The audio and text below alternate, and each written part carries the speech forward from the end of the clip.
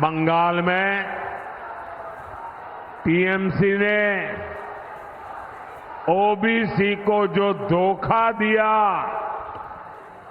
उसकी कलाई कोर्ट ने खोल दी है।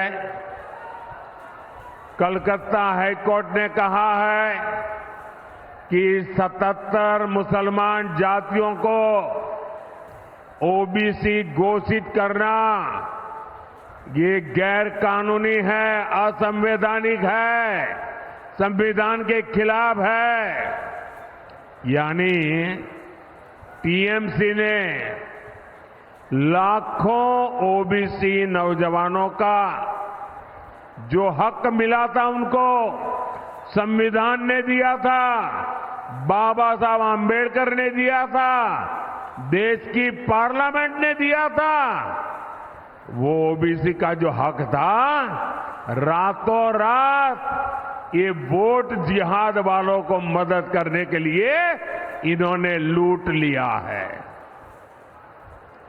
और आप देख रहे हैं कि कोर्ट के इस फैसले का उसके बाद ये टीएमसी की सीएम क्या क्या बोल रही है, उनका क्या रवैया है।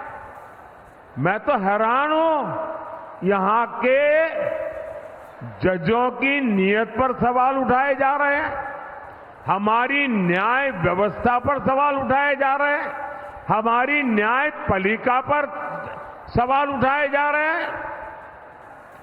मैं जरा टीएमसी वालों से पूछना चाहता हूं, अब क्या जजों के पीछे भी अपने गुंडे छोड़ दोगे क्या?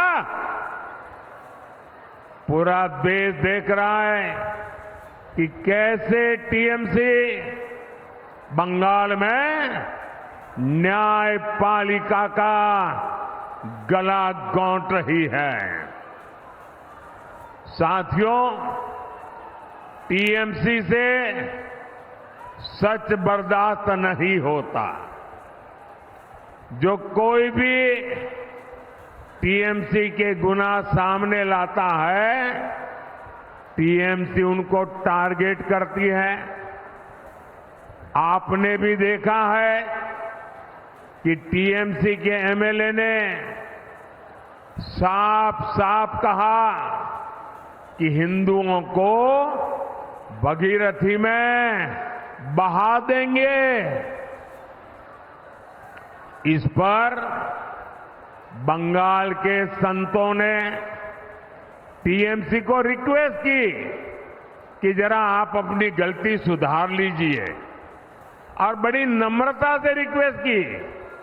लेकिन टीएमसी ने हमारे संत समाज को ही धनाधन गालियां देना शुरू कर दी।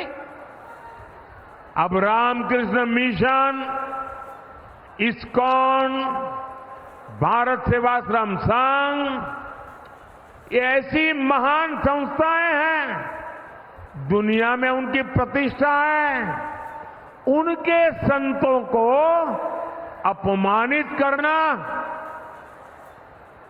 भाइयों बहनों, ये सब अपने वोट बैंक को खुश करने के लिए, वोट जिहाद को आगे बढ़ाने के लिए किया जा रहा है। यहां संदेश खाली की बहनों ने इंसाफ मांगा तो टीएमसी ने उनको ही टारगेट कर दिया। बसीरहाट से उम्मीदवार हमारी बहन रेखा पात्रा अभी यहां मंच पर ही है, और क्या बढ़िया भाषण किया उन्होंने। ये मीडिया वालों का ध्यान गया कि नहीं मुझे मालूम नहीं है। टीएमसी के पास एक नेता ऐसा नहीं होगा जो बहन रेखा पात्रा जी जैसा भाषण कर सके। देश देख रहा है कि कैसे एक गरीब की बेटी को बीजेपी ने देश की संसद में सम्मानपूर्वक पहुंचाने के लिए इतना बड़ा कदम उठाया है।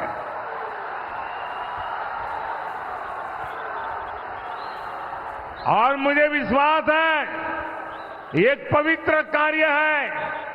ये नारी शक्ति के सम्मान की लड़ाई लड़ रही है।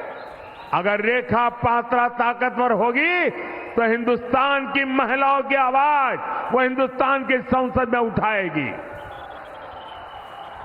मैं उनके साहस की, उनकी हिम्मत की सराहना करूंगा।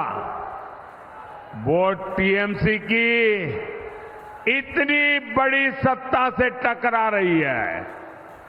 वो खुद मां दुर्गा की सच्ची पुजारी लगती है।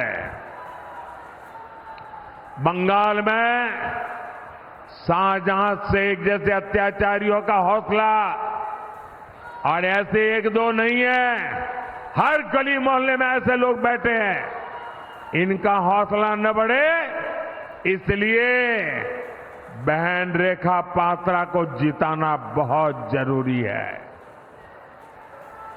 साथियों, मां माटी मानुष की बात कहने वाली टीएमसी ने मां को भय दिया है, माटी का अपमान किया है।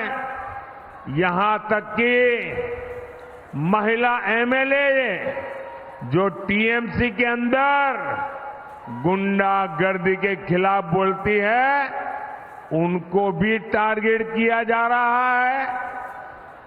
मैं पश्चिमी मेदिनीपुर में केशपुर की माताओं बहनों का एक वीडियो देख रहा था। वो भी टीएमसी के गुंडों से बचाने की गुहार लगा रही है।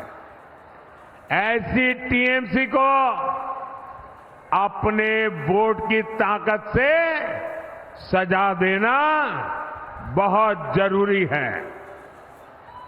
साथियों, तुष्टीकरण की राजनीति के कारण, अपीजमेंट की पॉलिटिक्स के कारण टीएमसी ने सीएए के खिलाफ भी झूठ फैलाया है। सीएए के खिलाफ झूठ, पहले सीएए को रोकने की कोशिश की। मोदी डरा नहीं, मोदी झुका नहीं। मोदी ने कहा मैं सही समय देख करके ले आऊंगा, मैं लाया। अब उनको हाथ पैर पछाड़ रहे हैं। पहले कहते थे लागू नहीं करूंगे, लागू हो गया। यहां के लोगों को नागरिकता मिलने लगी। अब वो झूठ फैला रही है, भ्रम फैला रही है। लेकिन आज पूरा देश देख रहा है, सैकड़ों शरणार्थियों को नागरिकता मिल चुकी है।